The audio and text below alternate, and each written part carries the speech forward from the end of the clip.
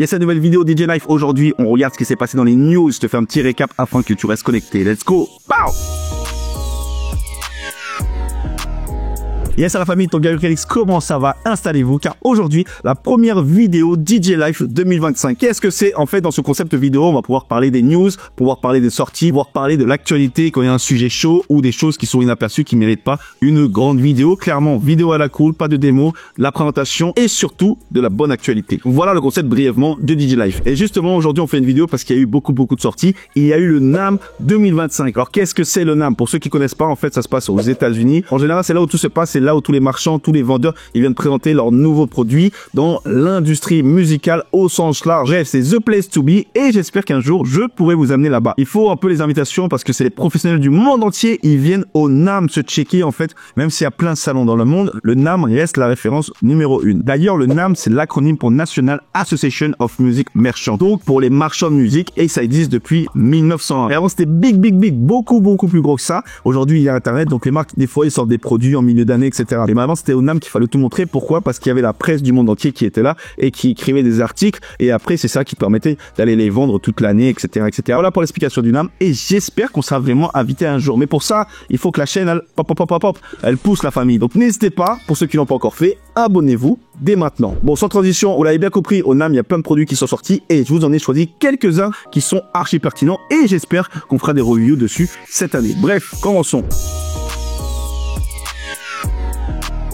Le premier produit est Phase qui revient avec Phase Pro. Oui, Phase qui avait déjà révolutionné le monde du DJing. Aujourd'hui, ils reviennent avec Phase Pro. Et regardez bien, ils ont rajouté un écran sur les contrôleurs. Ça va vous permettre en fait de faire beaucoup de choses, notamment de gérer les stems si vous le souhaitez, de mettre vos logos, de voir le niveau de batterie. Bref, c'est du MIDI, donc vous allez pouvoir afficher ce que vous voulez. Ils ont complètement refait le design, donc dites-moi ce que vous en pensez. Et surtout, ce qui est important, c'est qu'ils annoncent jusqu'à 15 heures de batterie. Bien entendu, on va tester Phase parce que Phase, à chaque fois, c'est novateur. Et surtout, c'est French made. Et oui, c'est français. Et ça a révolutionner DJing et ça continue de révolutionner DJing, donc bravo à eux. La sortie est prévue pour printemps 2025. J'espère qu'il n'y a pas de délai parce que je suis complètement hypé. On a Hercule qui a sorti un nouveau contrôleur portable sur batterie qui s'appelle DJ Control Mix Ultra. Qu'est-ce qu'il a de nouveau? En fait, c'est la version évoluée du Control Mix où on a déjà fait une review dessus. Là, c'est le Control Mix Ultra. Qu'est-ce qu'on a? On a un contrôleur designé pour faire du sans fil et surtout pour pouvoir se balader partout. Il est sur batterie, il peut tenir jusqu'à 10 heures. Il dispose du Bluetooth, il est compatible avec le téléphone, avec ta tablette. Regardez bien, il a tout pour être un bon contrôleur. Il a 8 pads de chaque côté, les équaliseurs 3 bandes, le filtre, le jog et le pitch. Il fait 6 cm. Donc, regardez, et donc ça suffit pour bien mixer. Vous allez kiffer, notamment tous ceux qui ne peuvent pas acheter un ordinateur. Vous allez connecter directement votre téléphone et ça débloque algorithme directement. Pour le DJ débutant ou les voyageurs, ça risque de kiffer. Le Rain One MK2, oui, ils ont sorti la deuxième version du Rain One et qui est le premier contrôleur motorisé, il me semble. Le Rain One, à l'époque, il est sorti, il n'y avait même pas les stems, ça existait même pas. Bref, c'était une révolution. Tout petit comme ça, tu pouvais te balader partout avec, aller faire du mariage. C'était une vraie bête de guerre et surtout, tu avais les plateaux avec le toucher vinyle, tout ça directement relié avec Serato. Mais les gens se sont quand même assez plaints et du coup, ils ont écouté et le MK2, il vient d'arriver et j'avoue que là, c'est une bête de guerre. Il y a beaucoup d'options qui ont été rajoutées. Tu peux utiliser les stems tout en utilisant les pad mode. Tu as 2 boutons directement pour a cappella ou instrumental. Bref, ça a été clairement optimisé. Deuxième chose où les gens se sont plaints, c'est qu'il n'y avait pas d'effet interne, c'était des effets Serato. Là, ils ont rajouté tous les effets en interne directement. Donc ça, clair et net, si tu es un DJ qui fait des prestations privées ou c'est ton matériel et tu ramènes tout le temps ton matériel, celui-là, c'est le must-have. Il y a tout dessus, tu peux faire tout ce que tu veux. Et surtout, si tu kiffes le toucher vinyle et tu as besoin que de 2 voix, un micro, etc. Bref, celui-là, il a l'air d'être parfait. Dites-moi dans les commentaires si vous voulez qu'on le teste. Pour tous les DJ itinérants, mariage, soirée privée, etc. Mackie vient de sortir la petite table de mixage qui fonctionne sur batterie. C'est la Pro FX10 Go, donc avec 10 entrées, 4 préamps micro, avec la fonction Bluetooth, avec la possibilité de mettre des effets. Vous avez complètement la possibilité de sonoriser un petit groupe de musique si vous avez besoin. Et surtout sur batterie jusqu'à 8 heures. Et vous avez la possibilité de la changer si vous avez besoin. Et bien entendu, il y a un adaptateur secteur si vous voulez brancher en secteur comme d'habitude. Mais la prouesse d'avoir une table de mixage en batterie, ça c'est quelque chose, notamment si vous voulez faire des lives très spéciaux dans la forêt, dans la montagne ou dans la prairie, bref, quelque part où il n'y aura pas de générateur électrique, il n'y aura pas d'électricité. Ça peut être quand même très intéressant. Donc voilà, Mackie qui fait aussi partie de la marque Rode. Maintenant, Rode et Mackie, c'est la même équipe. Moi, je trouve ça hyper cool de pouvoir proposer une table de mixage 10 voix. C'est pas trop gros, c'est pas trop petit. Vraiment, batterie, réfléchissez, ça fait la différence. Alors, je sais pas si vous l'avez passé parce que c'est sorti aussi avant le NAMM. On a DJ Tech Tool qui a sorti la clé USB pour tous les utilisateurs de Recordbox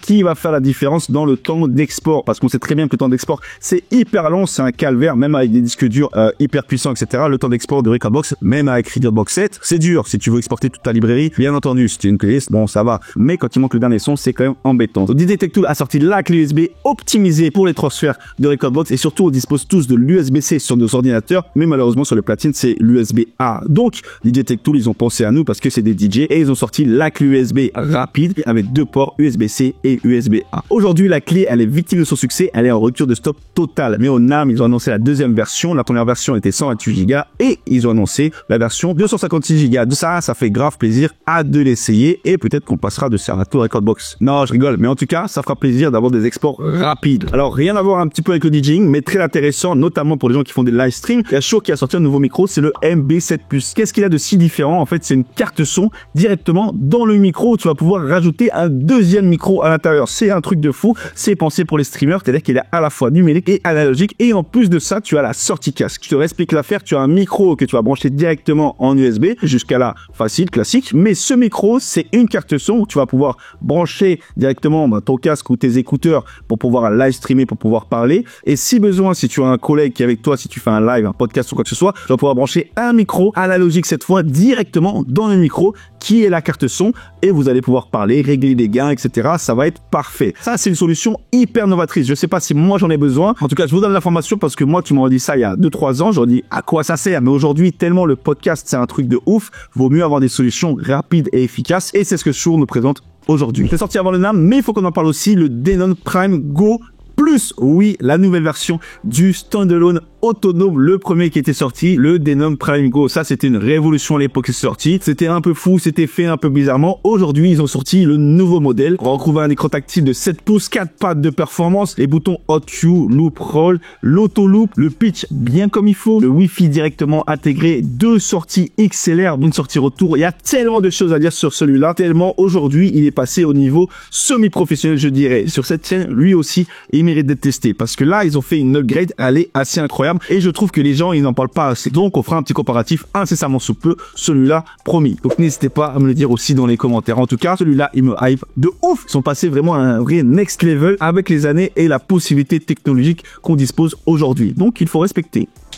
Bravo. Voilà pour les gros actus qui nous ont intéressés. On va parler des trucs brefs que j'ai vus. Première chose, on a vu que Native Instruments s'est associé à Akai, ou plutôt l'inverse, pour proposer le système d'intégration de Native directement dans Akai. On va pouvoir utiliser en fait tous les plugins, toute la banque de sons de Native Instruments, la Complete Collection du Native Instruments Sounds, comme ils appellent ça, directement dans les produits Akai. Donc par exemple la MPC. Ça c'est toujours intéressant quand des marques dites concurrentes, ils s'associent pour pouvoir proposer du contenu, du produit. Donc n'hésitez pas à les checker. La collab Native Instruments plus Akai, surtout si vous possédez déjà un produit de chez Akai. Et Loop n'a pas sorti de platine cette année, mais a sorti un clavier avec des pads aussi dessus, donc le K-Pad Pro qui s'appelle. Donc n'hésitez pas, les DJ producteurs qui ont un petit environnement, je le conseille en tout cas, il y a tout dessus parce que regardez bien, vous avez le clavier, vous avez les pads et ensuite vous avez les potards. Donc il y a vraiment tout est bien pensé, notamment pour faire du live avec Ableton, voire mapper différentes sections du contrôleur. Donc vraiment, moi je le pense à tous les gens qui ont des petits studios, qui ont une petite table, voilà, qui ont la carte son et qui ont besoin d'un clavier. Et au moins il y a tout dessus, tu pourras jouer au pad, tu pourras faire du clavier, tu pourras régler tes volumes directement avec le K-Pad Pro. Ensuite, il y a un petit objet qui a attiré mon attention, c'est le X-Vive de AT1. En fait, c'est un testeur de câbles et ça va être très pratique, notamment pour tous les DJ itinérants qui font du mariage, de soirées privées, etc. De pouvoir tester ces câbles en live. Lorsqu'on a un défaut, on sait pas d'où ça vient, et ça peut venir du câble et c'est très difficile de pouvoir tester son câble. Est-ce qu'il marche, est-ce qu'il marche pas, est-ce que c'est celui-là, etc. Bref, là, il y a un outil qui s'appelle l'AT1 portable qui va vous permettre de tester vos câbles et en plus de ça, il va pouvoir émettre du signal audio, notamment le bruit blanc, le bruit rose et surtout aussi écouter